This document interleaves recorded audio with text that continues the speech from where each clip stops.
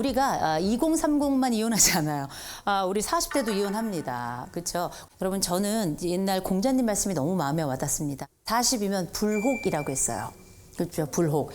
미혹됨이 없다. 흔들림이 없다. 이렇게 얘기하셨잖아요. 여러분 40 넘은 분들 아시죠? 네. 미친 듯이 흔들려요. 온통 그냥 토할 것 같아요. 너무 흔들려요. 그리고 특별히 우리가 어른의 자태를 갖추는 나이가 40대부터다. 보통. 그리고 내 얼굴에 대한 책임을 져야 되는 나이도 40대부터다. 이런 얘기를 하죠. 다만 분명한 거는 요 시기가 까딱 잘못하면 삶에 굉장히 좋은 잔치가 될 수도 있지만 나쁜 잔치가 될 수 있어요. 일명 똥잔치가 될 수 있습니다. 똥잔치라는 게 뭐냐면 이 모든 일들, 처리해야 될 일들이 많으면 서로를 원망하다가 서로에게 마치 인생의 똥덩어리를 모두 상대에게 던지는 이런 상황이 벌어질 수도 있기 때문에 정말 고민이 많아지는 시기가 바로 이 40대다. 이렇게 생각하시면 될 것 같습니다. 자, 그러면 우리가 알고 있는 이 40대는 어떤 나이이기도 하는가? 이혼율이 가장 높은 나이이기도 합니다. 와, 40대가. 그래서 2023년 통계를 기준으로 봤을 때 남자는 40대 후반이 제일 많더라. 여자는 40대 초반이 제일 많더라. 자, 그러면 이혼은 왜 할까요? 행복하려고 결혼했는데 행복하려고 이혼한대요. 아, 그럴 수 있겠다. 내가 이혼하면 좀 그래도 숨이 쉬어질 것 같아. 지금처럼 최악이진 않을 것 같아서 그래. 이런 얘기들 하니까요. 네, 맞아요. 40대가 정말 이혼을 하는 이유를 가만 생각해 보면 성격도 있고 뭐 세상에 5만 가지 우리가 이혼할 사유는 널리고 널렸습니다. 그럼에도 불구하고 제일 먼저 역시 돈입니다. 제가 이 돈 문제와 관련해서 했던 그 상담 사례 이 40대 부부가 다른 문제 다 괜찮았어요. 근데 무슨 문제가 생겼냐면 이 남자가 게임을 해요. 아,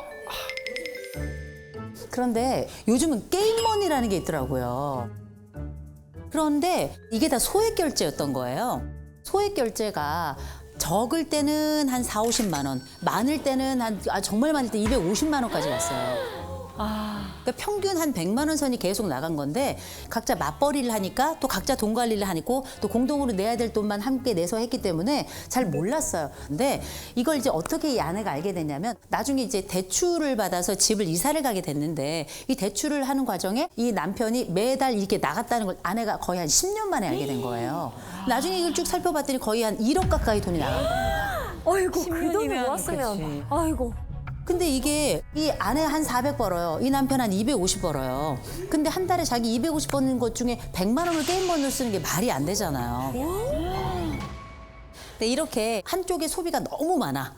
아내가 옷을 사고 또 사고 또 사고 또 사고 또 사고 또 사고 또 사고 또 사고 또 오늘 아침에도 샀다. 그렇게 사놓고 입을 옷이 없다고 하는 건 뭡니까? 이버릇이 없어. 아니, 없는 건 사실이에요.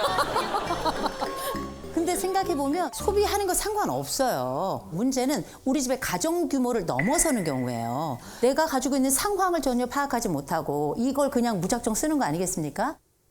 이런 경우에는 서로 합의를 많이 보셔야 돼요. 전체 우리 규모가 얼마나 있고 그리고 공동가계부 쓰시면 되게 좋아요. 그러면 눈치가 보여서 쓸 수가 없어요. 눈치가 보여서. 그러나 이 사람이 원하는 만큼은 아니지만 이 사람이 뭘 써도 괜찮은 그래서 필요한 소비를 정말 적절하게 할 수 있을 만한 이 사람만의 용돈 공간을 좀 주셔야 돼요. 그래서 이 사람의 용돈을 딱 정해놔서 이 범위 안에서만 쓰도록 하는 거 이런 것도 좀 방법이 될 수 있겠죠.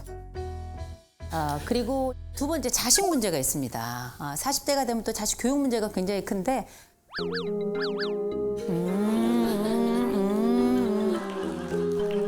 항상 부딪히는 게 딱 한 가지 있는데 훈계에 대해서 좀 분육에 대해서. 저는 이제 잘못된 행동이 보이거나 남에게 피해를 준다거나 뭐 이런 게 있으면 저는 이제 혼내는데 이제 저희 아내는 혼내는 것보다 칭찬이 훨씬 더 아이한테 효과가 커라고 이제 말로 타이르는 방법을 막 유도를 하는데 네네. 머리로는 알겠는데 마음은 이제 너무 답답하고 막 보고 있으면은 막 우라통이 터지고 그렇죠. 저는 되게 어린데 영어를 시켜야 되고 뭐 영어 유치원을 보내야 이런 생각이 있었거든요. 왜냐면 네네. 주변에 다 그렇게 얘기를 하고 지금 해야 된다 얘기를 하니까 네네. 저희 남편이 그 얘기를 하더라고요.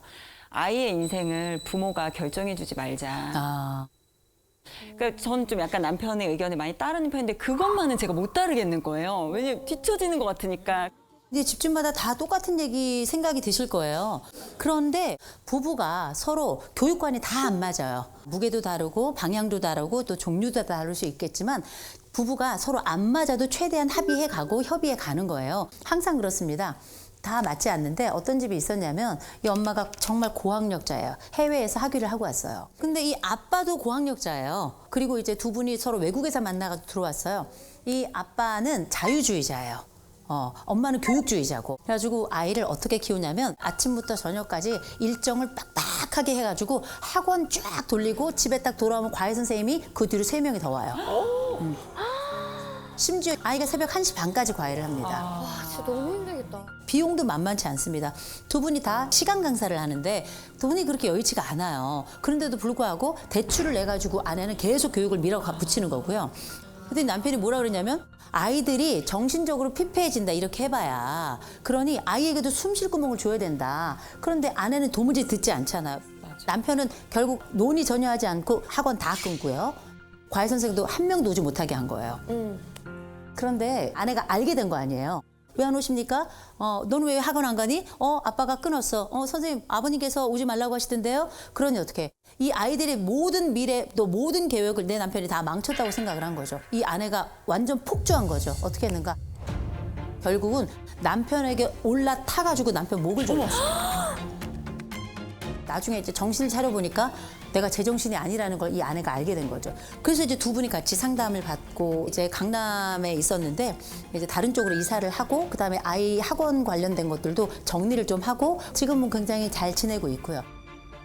결국은 아이들에게 좋은 것을 주려고 애를 많이 쓰지만 정도껏 해야 된다. 어쩌면 그게 아이들의 미래가 아니라 욕망이 될 수 있다는 것.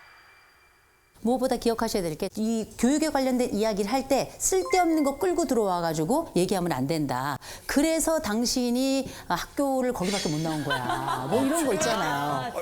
진짜 최악이다. 그런 거 있죠.